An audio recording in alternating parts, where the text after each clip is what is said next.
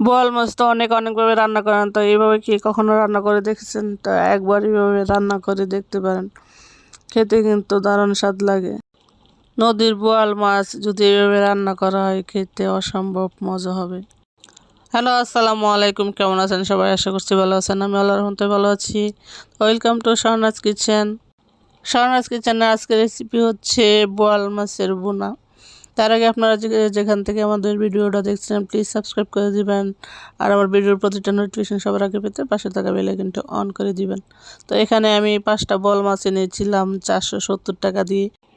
লোকটা দাম চেয়েছিল প্রায় 1100 টাকার মতো। পরে আমি হঠাৎ করে বলছিলাম 300 টাকা, পরে রাজি হয়নি। পরে আবার আরেকজন বলল যে বাড়ায় টাড়ায় দিয়ে নিয়ে যান। পরে আমি 400 টাকা বলার পরে পরে বললো যে আর 100 টাকা দিয়ে না। পরে আমি বললাম যে আর 70 টাকা দিব। পরে 470 টাকা দিয়ে 5টা বোয়াল মাছ এনেছি। আগে আরও কেটে নিয়েছি বাকিগুলা। পরে হঠাৎ করে আমার মেয়ে ভিডিও করলো। তো এখন দেখতেই পাচ্ছেন মাছগুলা কিন্তু খুবই সুন্দর এবং ভিতরে কিন্তু একদম লাল পরিষ্কার মাংস। আর মাছের যে নষ্ট হয়েছে না হয়েছে সেটা কিন্তু মাছের কাঁচা দেখে বোঝা যাবে। আর আমি যেহেতু রাতে বাজার করি, তার জন্য একটু সস্তায় আমি মাছ কিনে আনি, কারণ আমাদের এখানে রাত 10টার পরে মাছ খুবই সস্তা পাওয়া যায় মাঝে মধ্যে। তো মাছগুলো কেটে কুটে ধুয়ে নিয়ে আসছি এবং আমার প্রয়োজন অনুযায়ী আমি নিয়ে নিচ্ছি। এখন লবণ, হলুদ আর মরিচ দিয়ে মাছগুলোকে ভালো করে মাখিয়ে নিচ্ছি। মাছের পিসগুলো কিন্তু খুবই সুন্দর, দেখতে পাচ্ছেন। এখন সবগুলোকে ভালো করে হলুদ, নুন, মরিচ মিশিয়ে নিচ্ছি। আর ফেসবুক থেকেও শাহনাজ কিচেন দেখে থাকলে একটা লাইক অ্যান্ড ফলো দিতে ভুলবেন না প্লিজ। তো আমি চুলায় আগে একটা ফ্রাই প্যান বসিয়ে দিয়েছিলাম। ফ্রাই প্যানটা গরম হয়ে গেছে। এখন আমি সরিষার তেল দিয়ে এই মাছটা ভুনা করব। তো সরিষার তেল দিয়ে দিয়েছি। আপনারা চাইলে রেগুলার যে সয়াবিন তেল আছে সেটা দিতে পারেন। তো মাছটা যাতে খুব তাড়াতাড়ি উঠে যায়, হওয়ার পরে যেন একটু লবণ সেটা দিয়ে দিয়েছি। যেহেতু বল মাছ কিন্তু চামড়া উঠে যায়, তার জন্য মাছটা লেগে যাওয়ার সম্ভাবনা থাকে। তো সবগুলো মাছই আস্তে আস্তে দিয়ে দিচ্ছি সাইডে এবং সুন্দর করে মাছগুলোকে ভেজে নিব। তো লবণটা তাতে কিন্তু মাছগুলা সুন্দর করে উঠে যাচ্ছে, তা না হলে কিন্তু এই যে মাছের পাতলা চামড়াটা আছে সেটা কিন্তু লেগে যেত বেশিরভাগ সময়। আর যারা কাঁচা খেতে পছন্দ করেন মাছ, তারা কিন্তু পেঁয়াজ মরিচ সব কিছু কষিয়ে মাছটাকে দিয়ে, মাছটা হালকা করে কষিয়ে একটু জল দিয়ে মাছটাকে বোনা করে নিতে পারেন। তো আমার কাছে কাঁচা মাছ ভালো লাগে না, তার জন্য আমি মাছটাকে একটু ভেজে নিচ্ছি যাতে খেতে একটু টেস্ট লাগে। তো সবগুলো মাছই আমি উল্টিয়ে পাল্টিয়ে নিচ্ছি এবং মাছগুলো কিন্তু ভালোই মচমচা হয়েছে, কিন্তু বোঝা যাচ্ছে না বোয়াল মাছের সাদা চামড়া, তার জন্য। তো এখন আমি একে একে সবগুলো মাছ তুলে নিচ্ছি।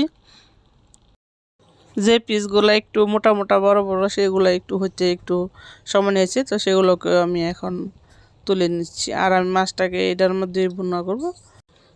আমি আর একটু সরিষার তেল অ্যাড করে দিচ্ছি এটাতে। এখন দিয়ে দিচ্ছি পেঁয়াজ কুচি। পেঁয়াজটা একটু চিকন করে কুচি কুচি করে নিয়েছি, যেহেতু নতুন পেঁয়াজ মজদের চান, তো একটু চিকন করে নিয়েছি। এখন পেঁয়াজটাকে একটু হালকা লাল লাল করে ভেজে নিব। আর সাথে অ্যাড করে দিচ্ছি টমেটো, পাকা টমেটো, একদম লাল পাকা টমেটোগুলো দিয়ে দিয়েছি, অনেকগুলোই দিয়েছি। আর স্বাদ অনুযায়ী লবণ দিয়ে দিচ্ছি এবং সামান্য হলুদ, আর দিয়ে দিচ্ছি সামান্য মরিচের গুঁড়ি, আর দিয়ে দিচ্ছি একটু ধনিয়া গুঁড়ি। তো আমি মশলাটা খুবই কম অ্যাড করি, দেখতে পাচ্ছেন। কম মশলায়ও কিন্তু তরকারি খুবই স্বাদ হয় যদি ভালো করে কষিয়ে রান্না করা হয়। তো এখন আমি ঢাকনাটা দিয়ে ঢেকে দিয়েছি। তো আবার একটু নেড়ে চেড়ে নিচ্ছি। টমেটোটা একটু গলা গলা ভাব হয়ে গেছে। টমেটোটা ভালো করে কষানো হয়ে গেলে আমি কিন্তু এটার উপরে মাছগুলো দিয়ে দিব, তার জন্য আমি টমেটোটাকে ভালো করে কষিয়ে নিচ্ছি। এখন আমি টমেটোর উপরে আমি সবগুলো মাছ দিয়ে দিচ্ছি। দিয়ে আমি একটু নিয়ে হালকা একটু নেড়েছে উল্টিয়ে পাল্টিয়ে মাছটাকে টমেটোর সাথে মিশিয়ে নিব। নিয়ে এটাতে সামান্য একটু পানি অ্যাড করে দিব। পানিটা দিয়ে আমি নেড়ে ছিঁড়ে ঢাকনা দিয়ে ঢেকে দিব এবং পানিটা এমনভাবে দিতে হবে যাতে রান্না হওয়ার পর মাছ আর ঝোলটা যাতে সমান সমান একদম মাখা মাখা হয়। তখন এটা কিন্তু খেতে ভালো লাগবে।